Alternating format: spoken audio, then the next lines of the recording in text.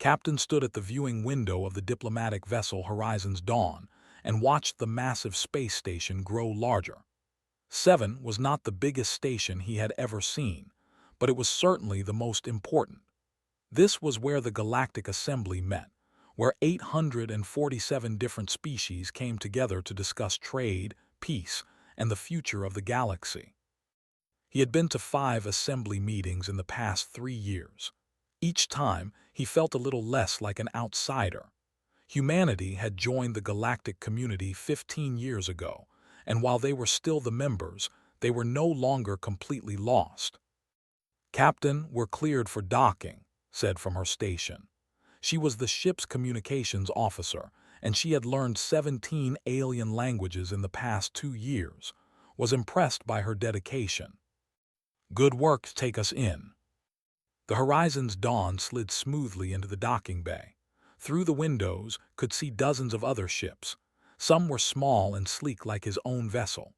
Others were enormous, shaped like crystals or flowers or things that had no name in any human language.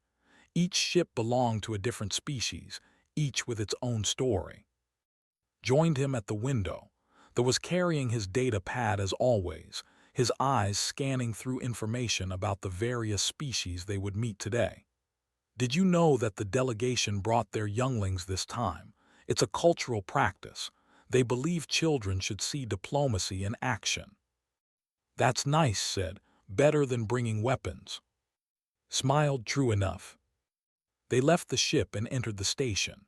The corridors were wide enough to accommodate species of all sizes.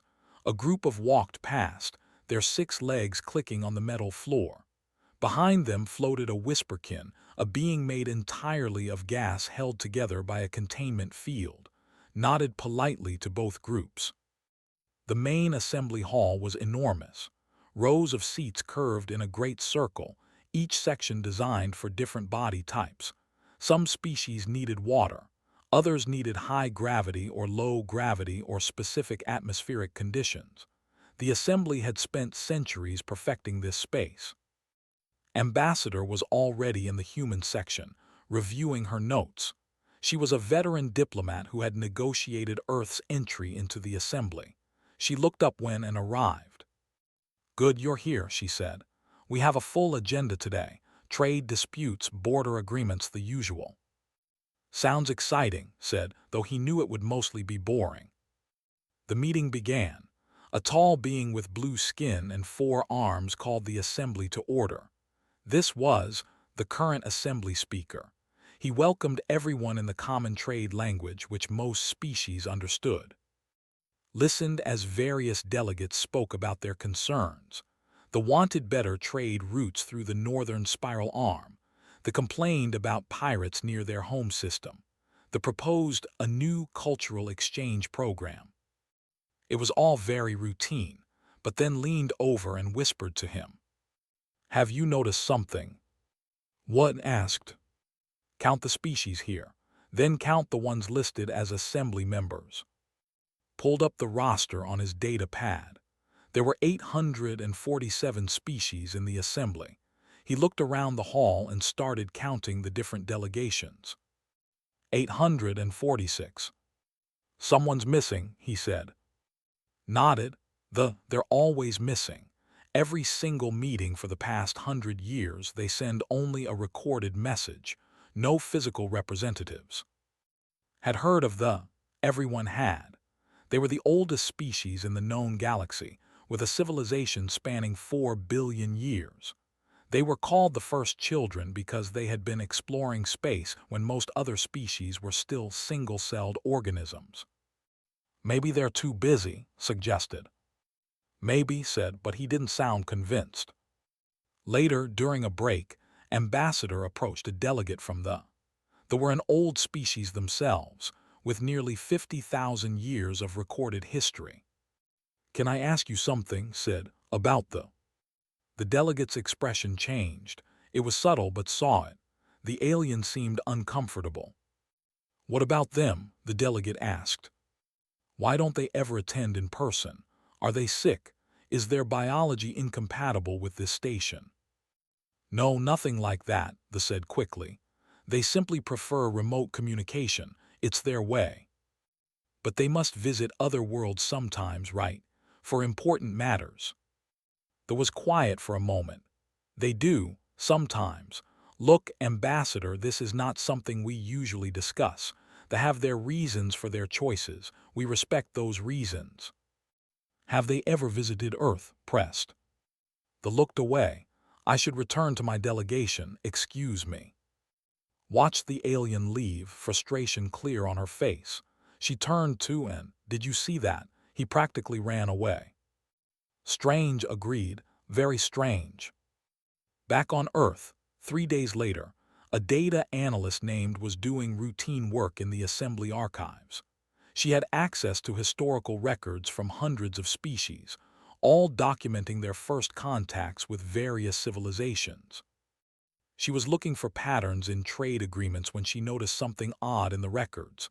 The ancient species had visited almost everyone. There were records of ships appearing in orbit around primitive worlds, simply observing. Sometimes they made contact. Sometimes they just watched and left.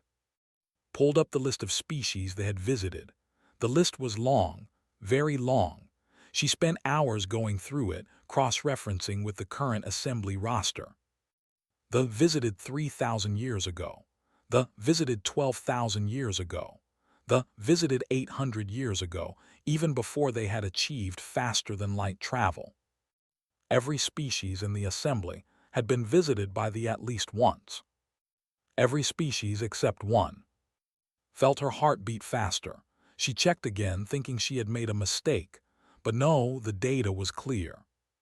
Humanity had never been visited by the not once in all of human history. She checked the records more carefully. They had sent probes to Earth's solar system 200 years ago. Those probes had detected human radio signals. They had observed human civilization from a distance, but they had never made direct contact. They had never sent a ship to Earth orbit. They had never attempted communication. And when other species had suggested bringing humanity into the assembly, they had not objected. They had simply stated they would not be involved in the process. Wrote a report and sent it to Ambassador. The subject line read, "We are the only species they avoid." When read the report, she sat in silence for a long time. Then she called Captain.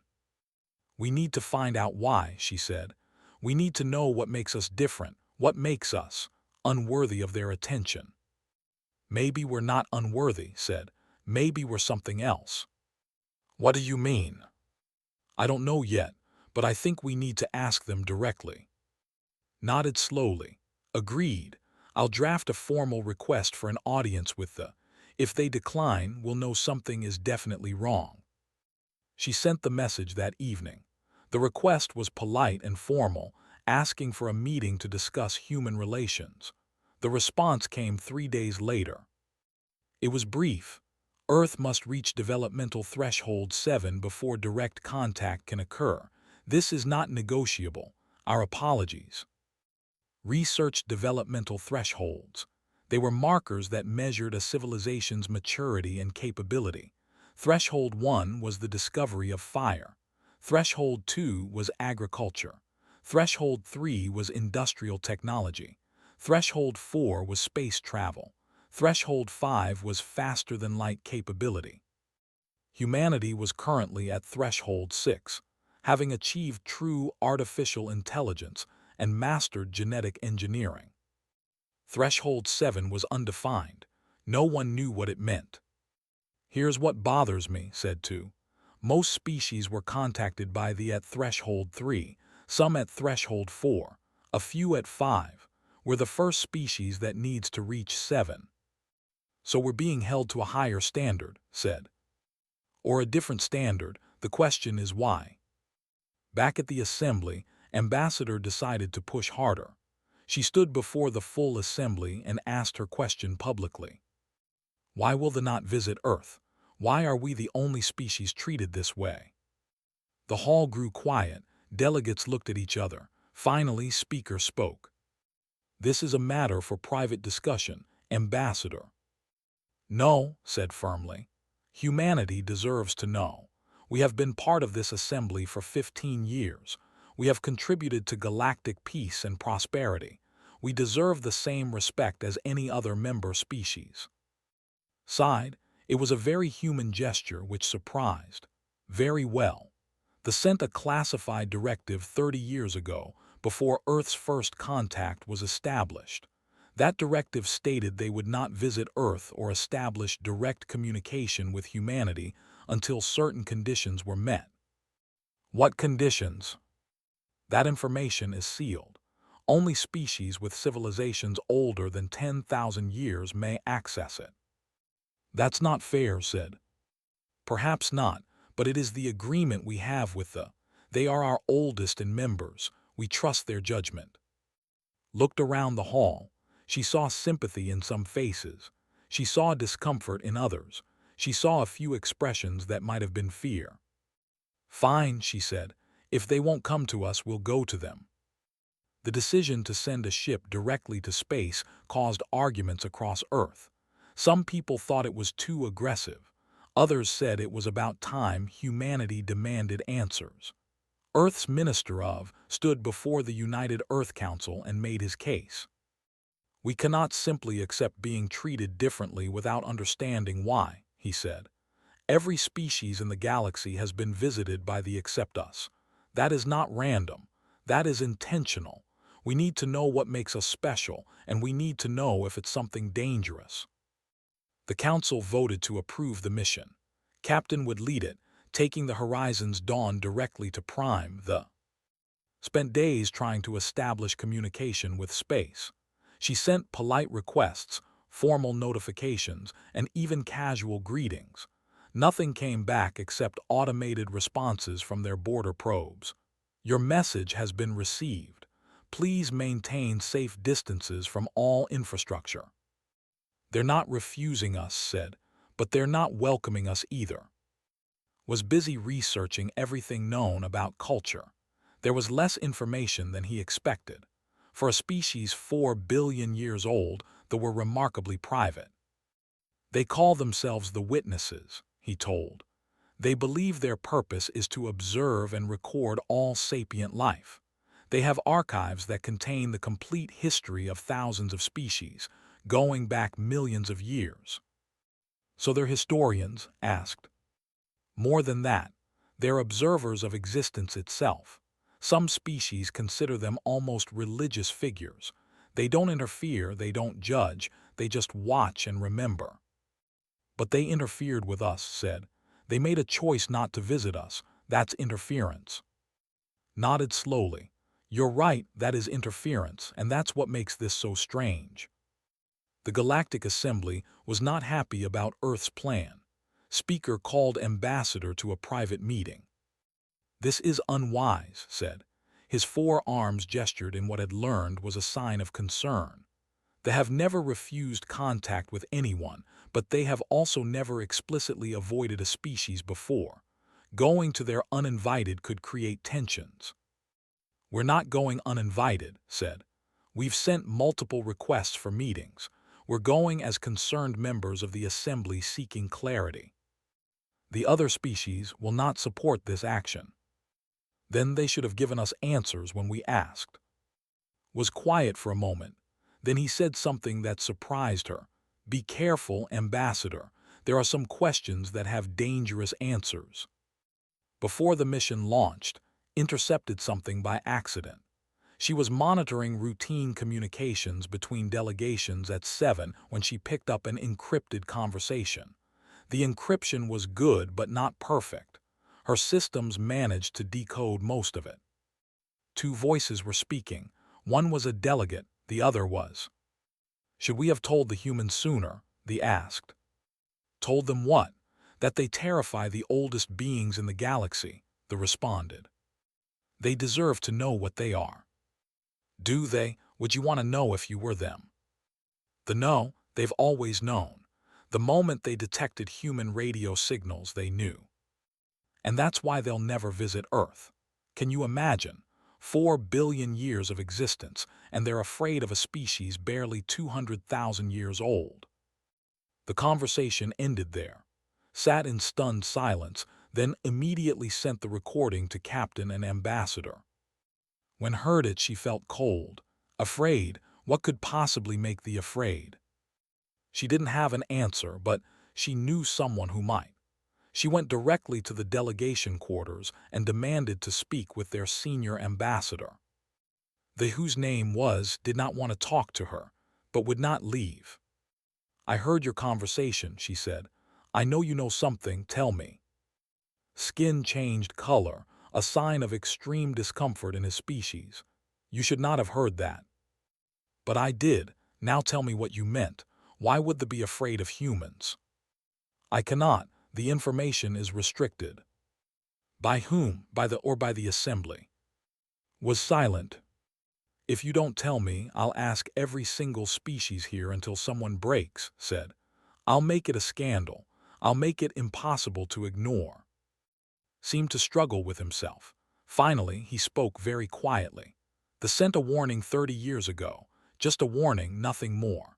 They said that humanity showed signs of something they called chronological wounds. They did not explain what that meant. They said they would not approach Earth until these wounds had healed or until humanity reached a level of understanding that would make the truth bearable." Chronological wounds, what does that mean? "I do not know, none of us do, only they understand it, but whatever it means, it frightens them.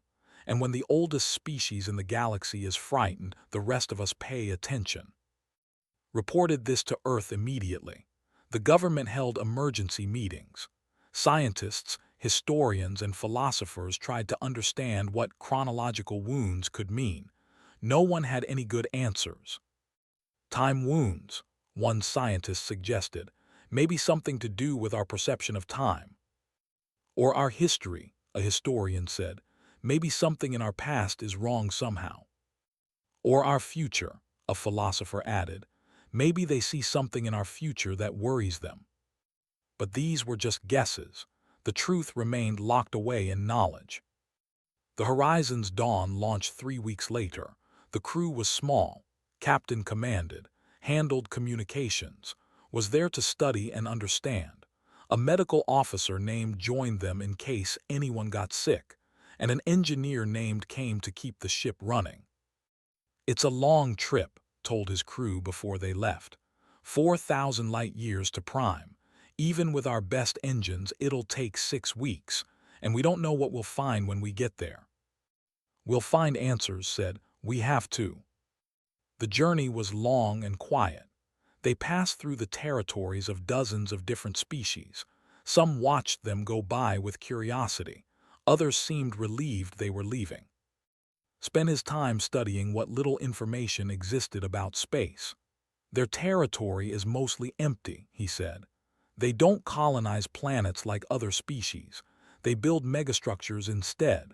Artificial habitats, research stations, observation platforms. Prime is their largest creation." "What kind of megastructure?" asked. "A ring around a neutron star. It's enormous, millions of kilometers across, home to trillions of."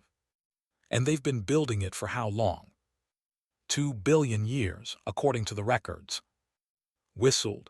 "I can't even imagine working on something for that long." "That's because you're human," said. "You think in terms of decades. They think in terms of geological epochs."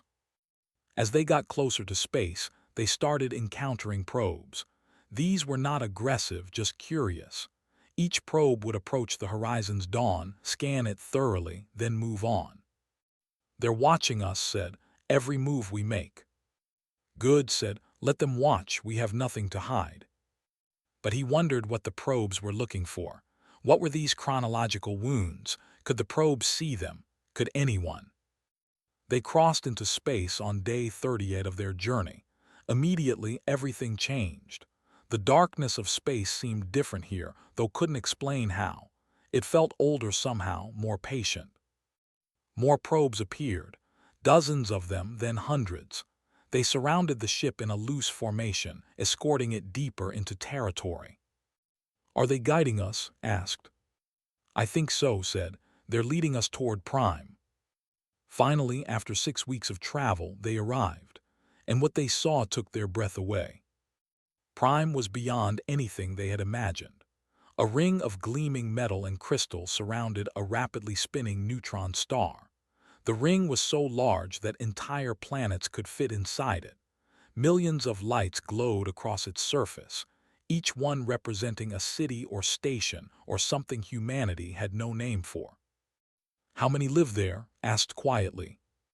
"Estimates say about 5 trillion," replied, "but that's just a guess. They don't share census data."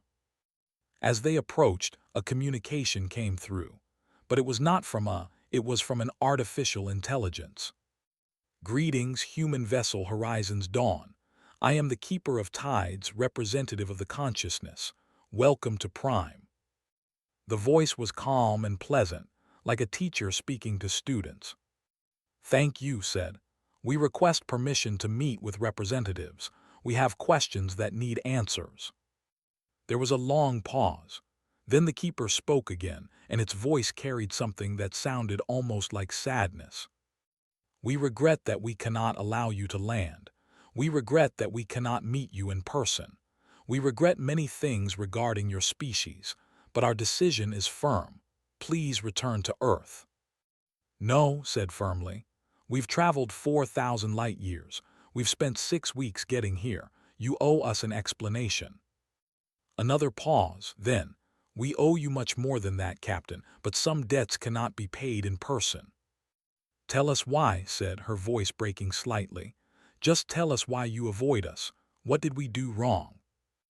"You did nothing wrong," the keeper said softly. "That is part of the tragedy. You are not the first tool users. You are not the fastest learners. You are not the most creative or the most peaceful or the most advanced. But you possess something we have never encountered in 4 billion years of observation, something that makes you unique among all the species we have ever known." "What?" asked. "You carry chronological wounds," the keeper said. "Scars in time itself, woven into the fabric of your species' existence, and we cannot bear to look at them." The silence in the Horizon's Dawn lasted for several seconds. Each crew member tried to process what the keeper had just said. Chronological wounds, scars in time, words that meant everything and nothing at the same time. Was the first to speak. "Can you explain what chronological wounds are? We don't understand." The keeper was quiet for a moment. "We find it difficult to explain concepts that exist outside your normal perception, but we will try. Imagine time as a river. Most species flow along this river naturally from their origins to their present. But humans," the keeper paused, "humans have eddies in their river, whirlpools, places where the water flows backward or sideways or simply stops." "You're saying something changed our timeline?" asked. "Not changed, altered, modified. Someone or something reached into your species' past and made adjustments.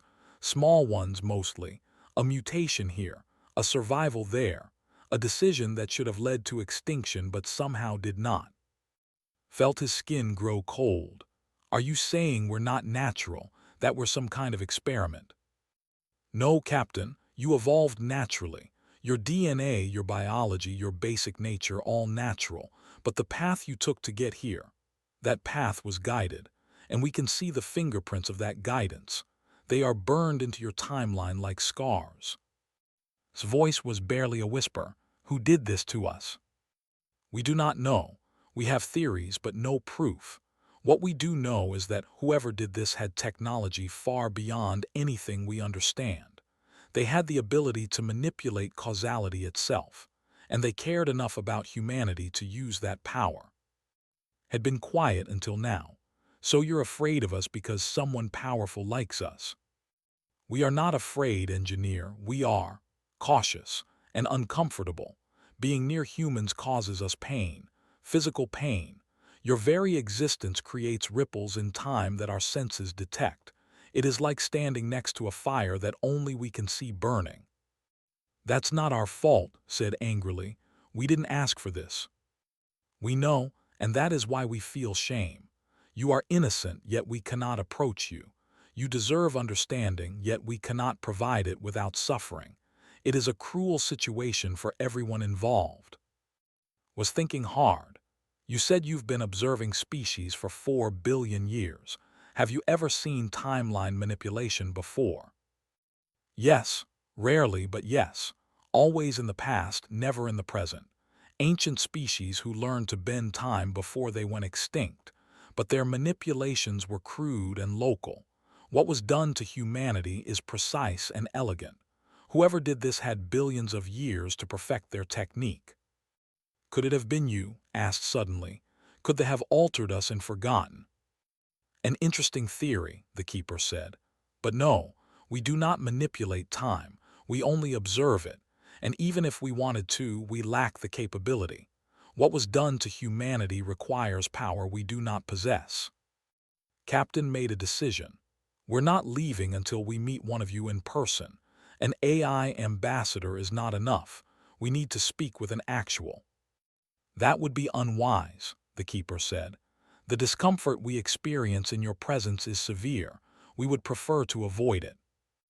I don't care about your comfort, said, and his voice was hard.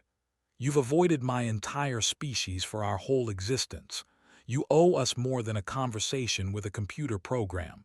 Send someone, anyone, or we'll sit here until you do.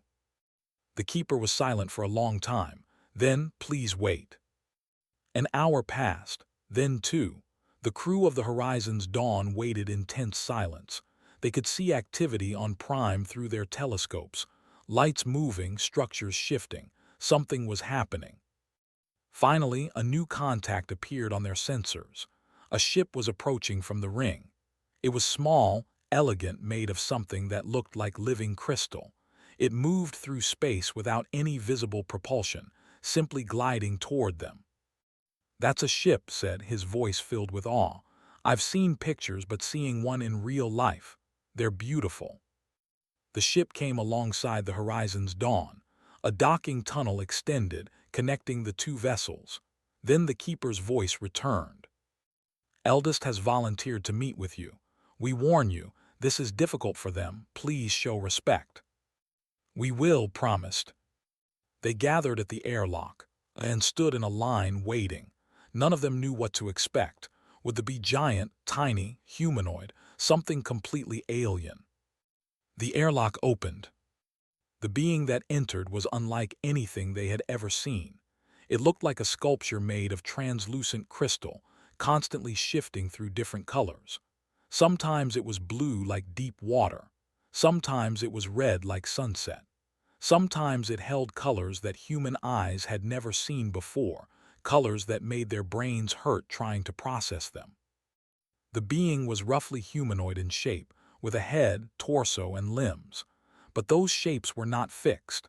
They flowed and changed, as if they was made of living light trapped in a crystalline shell. Greetings, the being said.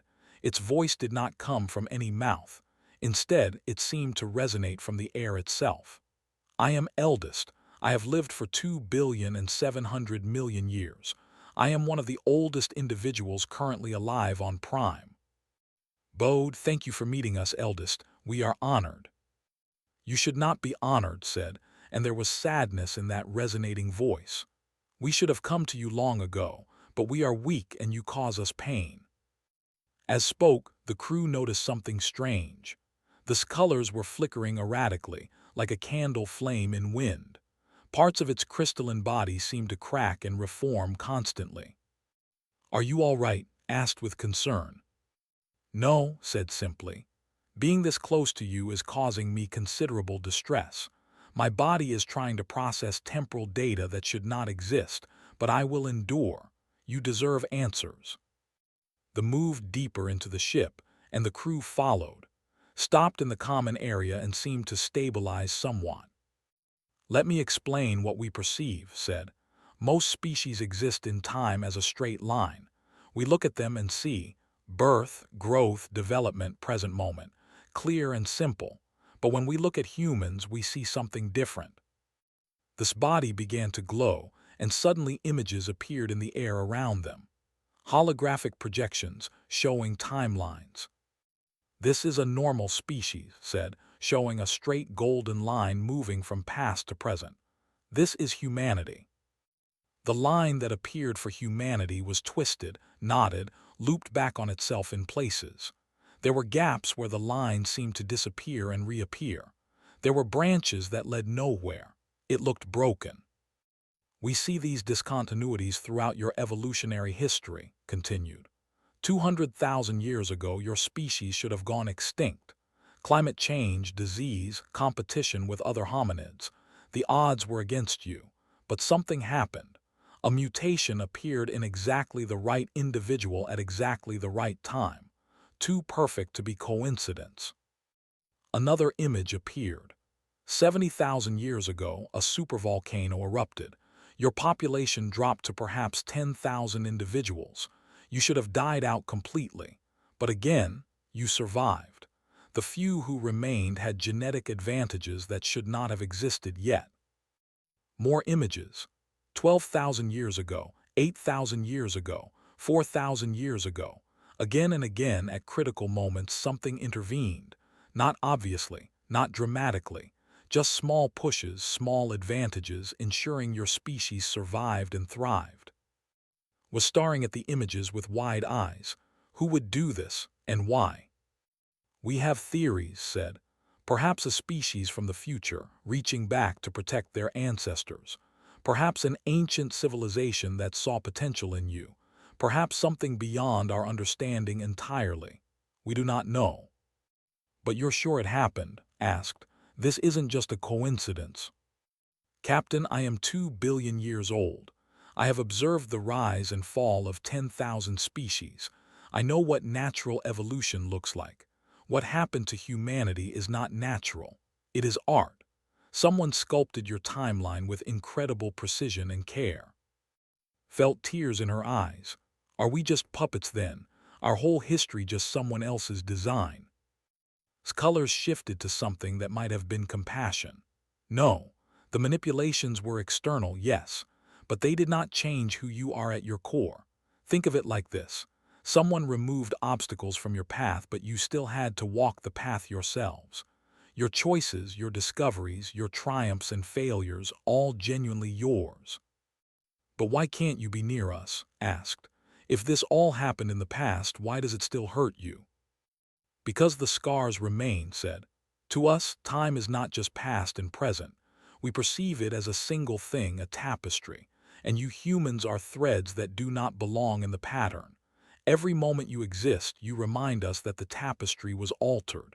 It is disorienting, painful, like listening to music where some notes are wrong but you cannot stop hearing them. This body was cracking more noticeably now. Pieces of crystal seemed to fall away and reform. You need to leave, said urgently. This is hurting you too much. Perhaps, agreed. But there is one more thing you must know. One thing we have told no other species because no other species needed to know. The crew waited. We have never seen timeline manipulation succeed in truly changing the nature of a species, said. Every time we have observed it in the past, the species eventually reverted to what it would have been naturally. The changes did not stick, but with humanity, we cannot tell yet. Whatever was done to you may have worked, or it may have failed. You may become what you were meant to become, or you may become something entirely different. And that's why you watch us from afar, asked, to see what happens.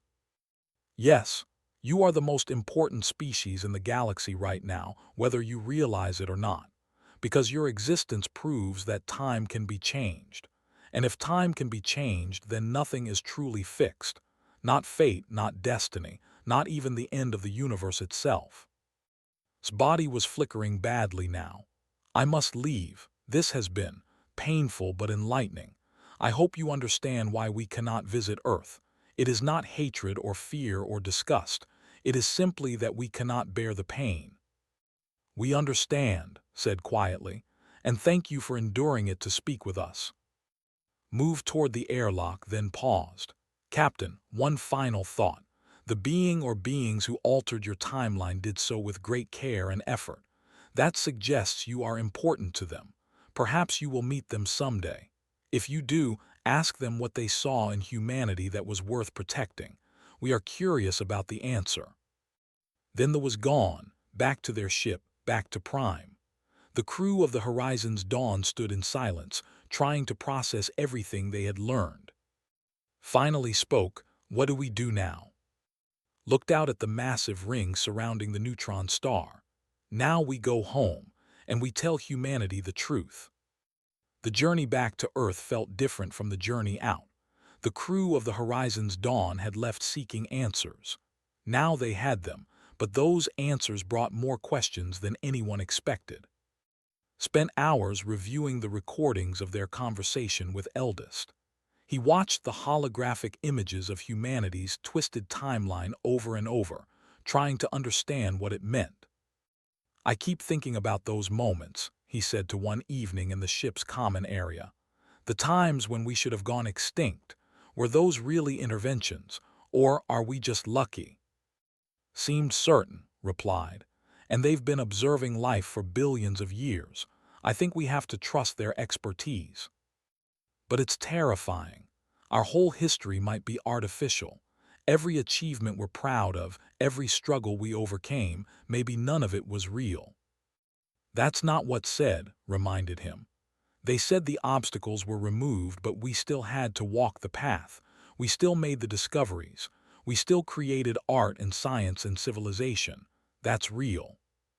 Was having a harder time. She sat at her communication station, staring at nothing, her mind racing. Captain found her there late one night cycle. "Can't sleep?" he asked. "I keep thinking about my grandmother," said softly.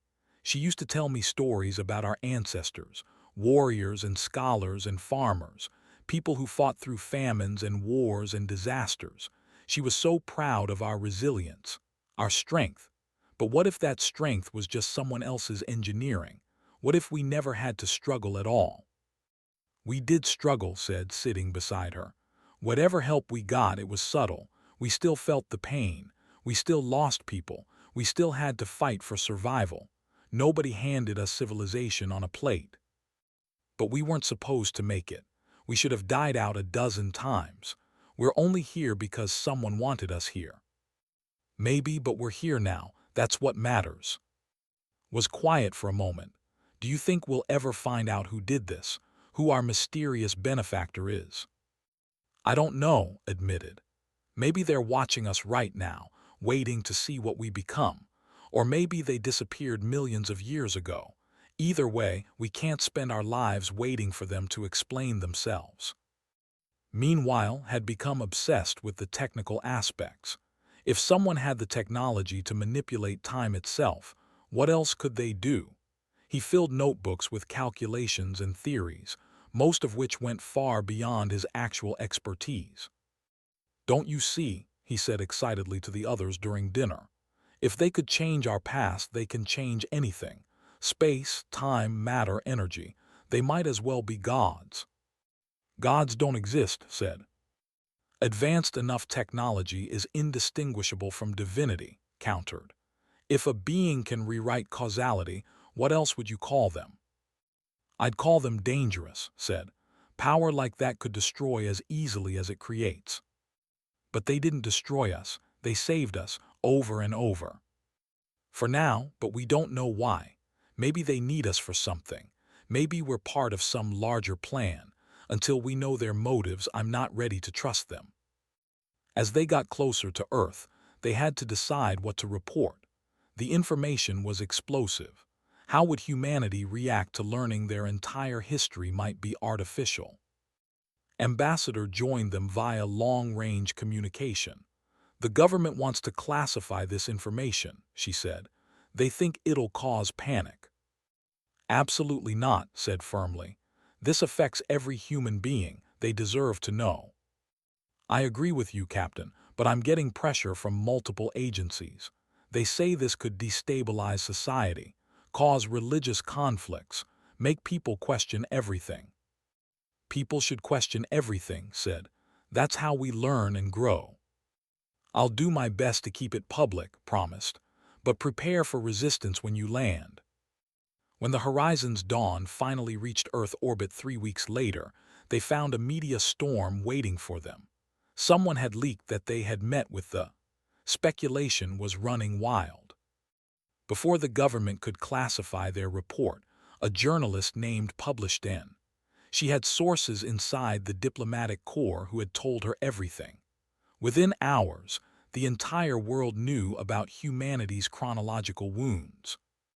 The reaction was exactly what the government had feared. Protests erupted in major cities. Religious leaders debated what this meant for concepts of divine creation.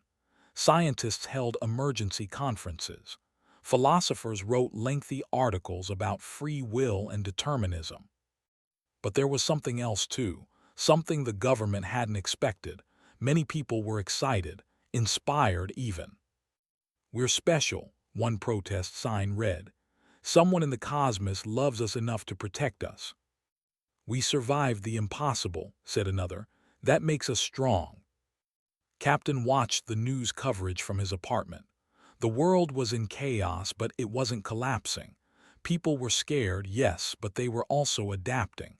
That was what humans did. Called an emergency meeting of the United Earth Council.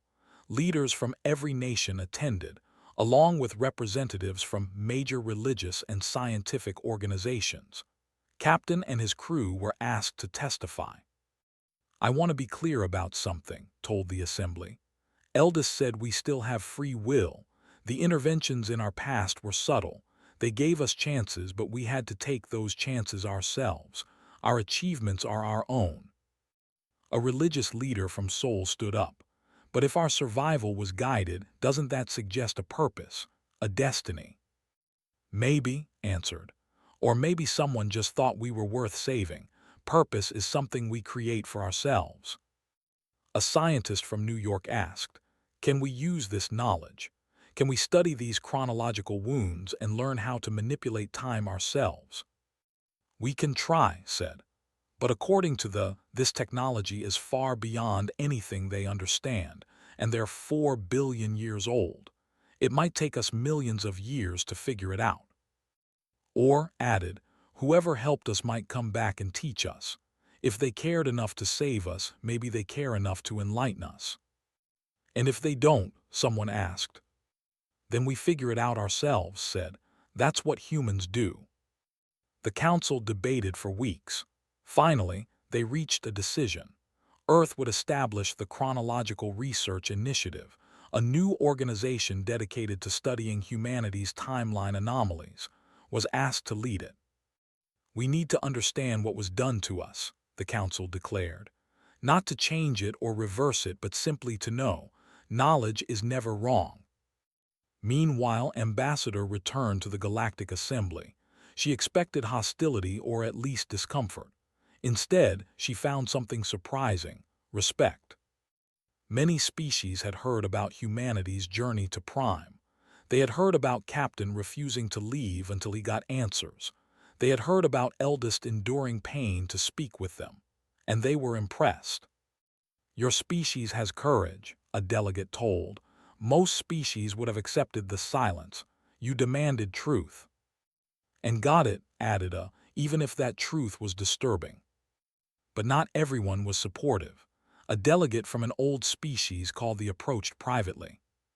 "You should be careful," the warned. "You have attracted attention now, not just from but from others. There are forces in this galaxy that notice when time is disturbed. Some of them are not friendly." "What do you mean?" asked. "There are species older than fewer in number, hidden in the dark spaces between stars. They guard the integrity of causality. If they think humanity is a threat to the timeline, they may act." "We didn't ask for this," said. "We're victims here." "That may not matter to them. Just be careful. And if strange things start happening around your species, report them immediately." That conversation troubled. She reported it to Earth, and the Council added it to their growing file of concerns. Back on Earth, Captain was asked to give a public address. Billions of people tuned in to watch. He stood before the cameras, feeling the weight of his species' hopes and fears. "3 months ago, we learned something incredible," he began. "We learned that humanity's existence is special, not because we're superior or chosen, but because someone cared enough to protect us when we were vulnerable. We don't know who, we don't know why, but we know it happened. Some of you are scared by this information. That's understandable. Our history is more complex than we thought. But I want you to remember something. Every struggle we faced was real. Every discovery we made was genuine. Every act of courage and love and creativity came from us, not from whoever shaped our timeline. We are not puppets, we are not experiments. We are humans and we have free will. Whatever path was cleared for us, we still had to walk it with our own feet. And we did. We survived ice ages and plagues and wars and disasters. We built civilizations. We created art. We reached for the stars. Now we know there are mysteries in our past. Good, let's study them. Let's understand them, but let's not let them define us. We define ourselves.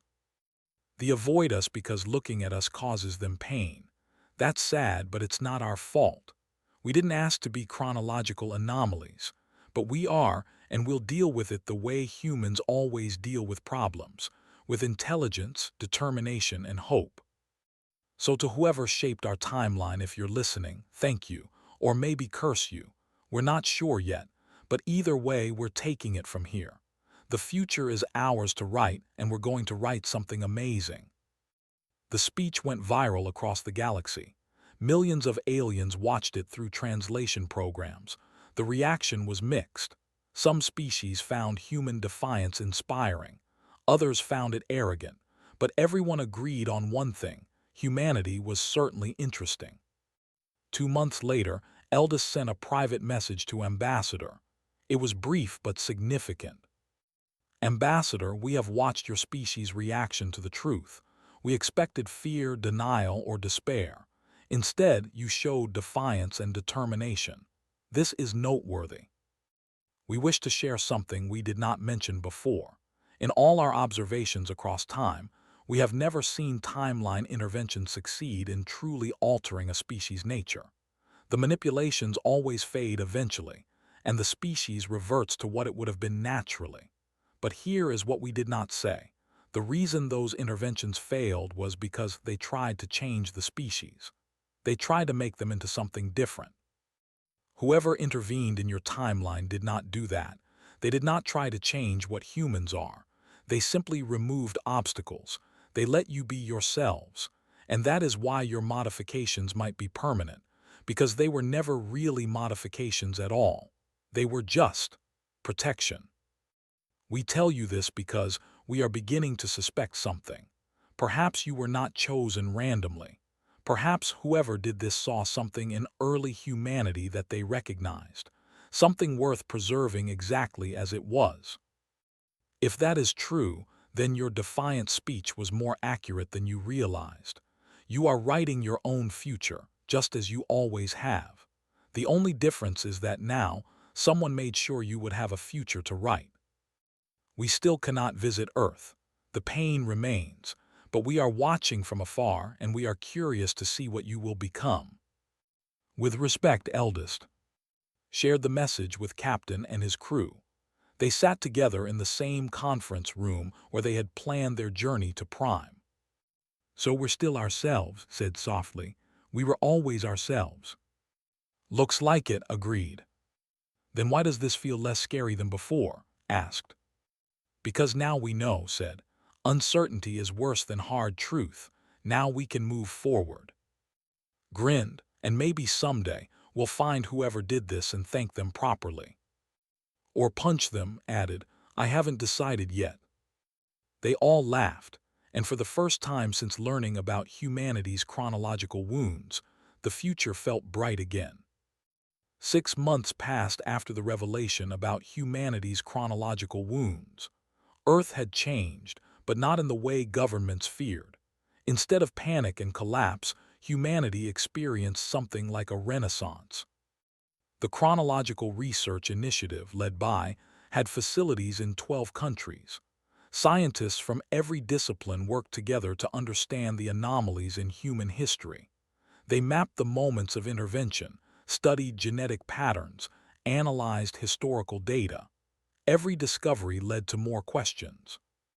We've identified 37 major intervention points, reported during a global broadcast. Each one occurred at a moment when human extinction was highly probable.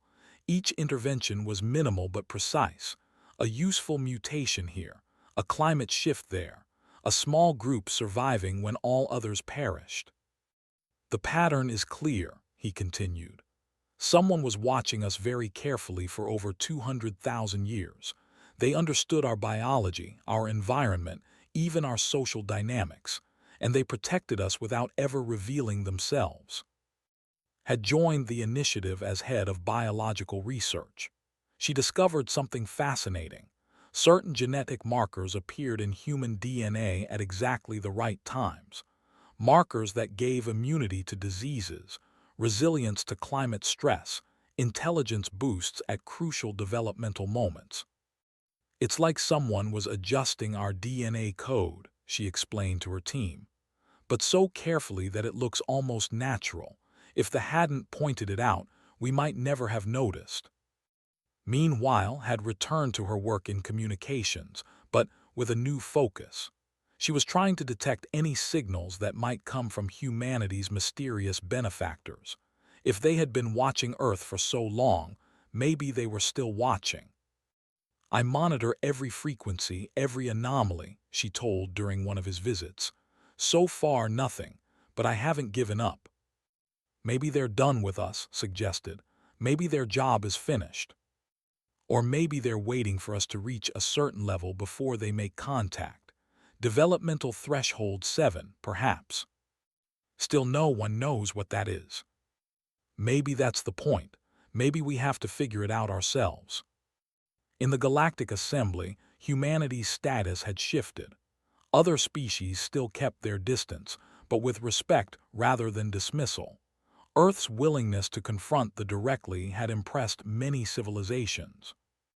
Ambassador found herself invited to exclusive diplomatic gatherings. Species that had barely acknowledged humanity before now sought human perspectives on various issues. Your species has an interesting quality, a elder told her. You do not accept mysteries easily. You push, you question, you demand answers. Most young species are content to follow the rules. You insist on understanding why the rules exist. Is that a compliment or a criticism? Asked. Both, perhaps. It makes you difficult, but also valuable. Not all reactions were positive. The species that had warned about timeline guardians approached her again with urgent news. We have detected anomalies in the space around Earth, the delegate said. Temporal distortions, small but growing. Something is watching your world with great intensity. Though asked, no, this is different, older, less careful about hiding its presence. We fear it may be one of the guardians I warned you about. What should we do? Be ready. If they decide humanity is a threat to temporal stability, they may act. And when guardians act, species sometimes disappear.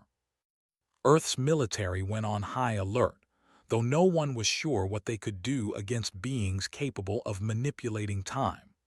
Defense Minister coordinated with scientific advisors to develop detection systems for temporal anomalies. We're building sensors based on designs, explained. He had been recruited to lead the technical development team. If something or someone tries to mess with our timeline again, we'll know about it. Can we stop them? Asked. Probably not, but we can at least see them coming. The breakthrough came from an unexpected source.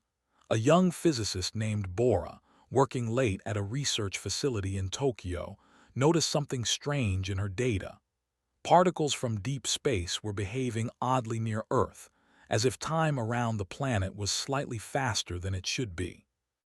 It's like Earth is aging faster than the rest of the universe, she reported excitedly.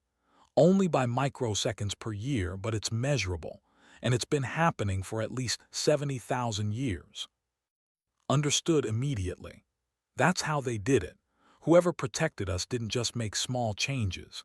They sped up our local time slightly, giving us more generations to evolve and adapt while the universe aged normally around us. But why stop now? Bora asked. The effect is fatting. In another few centuries, we'll be synchronized with normal spacetime again. Because we're ready, suggested. We've survived the critical period. We don't need protection anymore. The discovery led to an important realization. Whatever had protected humanity was withdrawing. The training wheels were coming off. Earth was on its own. Captain had retired from active duty but remained a consultant for. He was at home when called him frantically. I found something, a signal. It's faint, but it's definitely artificial and it's old, really old. How old? Carbon dating suggests the transmission device is over 50 million years old. It's buried on Mars in the Vols, and it just activated. Within a week, an expedition was launched, came out of retirement to lead it. His team included a dozen specialists. They landed on Mars and traveled to the coordinates had identified. The device was small, about the size of a human fist. It looked like a crystal, similar to this body's but darker. When they approached it, the crystal began to glow. A holographic image appeared. It showed a being that looked vaguely humanoid but was clearly not human. Its skin shimmered with colors that seemed to exist outside the normal spectrum. Its eyes were black and deep, like looking into space itself. "If you are seeing this," the being said in perfect English, "then our work is complete. You have survived. You have thrived. You have become the species we always knew you could be." The team stood frozen, hardly breathing. "We are the architects," the being continued. "We existed long before your son was born. We explored the cosmos, built wonders, achieved understanding beyond measure, but we grew old, tired, and eventually we began to fade. Before we disappeared entirely, we decided to leave a gift. We searched the galaxy for young species with potential, species that might, given enough time and protection, surpass what we achieved. We found many candidates, but only one truly captivated us: humanity. You were so fragile, so unlikely to survive, but you had something we had lost long ago: passion. Every other species we observed was content with survival, but humans wanted more. You dreamed. You hoped. You reached for impossible things. We saw that quality in your earliest ancestors and we fell in love with it. So we protected you, not by changing who you were, but by removing obstacles that would have ended you prematurely. We bought you time, time to grow, to learn, to become yourselves fully. Now our work is done. By the time you find this message, we will be gone. Scattered into the fabric of spacetime, our consciousness dissolved into the universe itself. But we do not regret our fading, because we know that you continue. You asked in your public broadcast whether you should thank us or curse us. The answer is neither. What we did because your existence brings us joy. That is enough. But we will leave you with this. You carry something special, humanity. Not in your DNA or your timeline, but in your spirit. Every species reaches for the stars, but you reach for them with wonder. Never lose that. Whatever challenges you face, whatever dangers threaten you, hold on to your capacity for joy and hope and audacious dreams. We do not know what you will become. Perhaps you will build an empire spanning galaxies. Perhaps you will find ways to transcend physical reality. Perhaps you will fade like we did. But whatever your fate, we are glad we helped make it possible. The galaxy is yours now. Make of it something beautiful. The hologram faded. The crystal crumbled to dust. Whatever energy had sustained it for 50 million years was finally exhausted. Was crying, was speechless, felt a weight he hadn't known he was carrying lift from his shoulders. "They're gone," whispered. "Our mysterious benefactors, they don't even exist anymore." "But we do," said. "And now we know why. Not because we were chosen for some grand purpose, not because we're inherently superior, but because we dreamed big and someone thought that was worth protecting." They brought the recording back to Earth.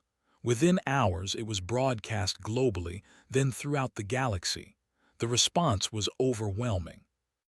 Species that had viewed humanity with suspicion now saw them differently. The architects had been legend among old civilizations. Many species had myths about them. To learn that humanity had been the architect's final project changed everything. "You are not just lucky," the ambassador told. "You are blessed. The architects chose you specifically. That means something." "What does it mean?" asked. "That whatever you become, it will be significant. The architects did not waste their final efforts on mediocrity." But the most meaningful response came from the eldest sent a message to Earth. "We have processed the architect's message. It explains much. The chronological wounds we detected were the architect's touch on your timeline. They worked carefully to hide their intervention, but to beings like us who perceive time differently, the marks were obvious. Now we understand why we found you so disturbing. You carry the fingerprints of species we thought extinct billions of years ago, species we admired greatly. In a sense, you are their children, their legacy. This changes nothing about our ability to visit Earth. You still cause us pain, but now that pain is tinged with something else, pride. The architects chose well. We look forward to seeing what you become. Perhaps in 1,000,000 years, when the temporal distortions have fully healed, we can meet in person. Until then, know that we watch with great interest. Respectfully, eldest." Earth entered a new era. The Chronological Research Initiative shifted its focus from studying the past to planning the future. If the architects had bought humanity time, then humanity needed to make good use of it. Now promoted to Secretary General of the United Earth Council, addressed the planet. "We have learned our history. We know now that we were protected, guided, given chances. But that protection is over. The architects are gone. The timeline is stable. From this moment forward, we are truly on our own. Some see this as frightening. I see it as liberating. We no longer have mysterious benefactors watching over us. We are responsible for our own fate now, and I believe we are ready for that responsibility." The architects said we reach for the stars with wonder. Let's prove them right. Let's build a civilization that honors their faith in us, not because we owe them, but because we owe ourselves. The galaxy watches. Let's give them something worth watching. The speech inspired a generation. Young people joined space services, research institutes, diplomatic corps. Humanity expanded outward with renewed vigor, establishing colonies on Mars, Europa, and distant exoplanets. Captain watched these developments from his home. He was old now, his mission to prime a decade in the past, but he still kept in touch with his old crew. Had become head of the search for ancient intelligence program, looking for other artifacts the architects might have left behind. She found 3 more on various moons, each with similar messages of encouragement. Led Earth's largest scientific institute, pushing the boundaries of human knowledge. His team made breakthrough after breakthrough, and many joked that humanity was trying to catch up to the architects. Worked on medical advances, using insights from their altered DNA to cure diseases and extend human. "If the architects gave us gifts in our genes," she said, "then we should use them to help everyone." Designed humanity's first truly massive space vessel, a ship large enough to carry 10,000 colonists to distant stars. He named it Architect's Dream. And the journalist who had broken the original story wrote a book about humanity's journey. It became the most read book in galactic history, translated into 800 languages. One evening received a message from an unknown source. The encryption was beyond anything Earth had, suggesting alien origin. When he opened it, he found a simple text. "Captain, you asked once what makes humanity special. Now you know. The architects saw wonder in you, so do we. We are not your benefactors. We are simply other travelers in this galaxy, but we wanted you to know your defiance in the face of mystery inspires us. Your determination to understand rather than simply accept moves us. Whatever you become, we will be watching, not as guardians but as admirers. Keep dreaming impossible things. Signed, a friend. Smiled and deleted the message. He didn't need mysterious watchers anymore. Humanity knew who they were now. They were dreamers. They were survivors. They were loved by beings so ancient they had dissolved into starlight.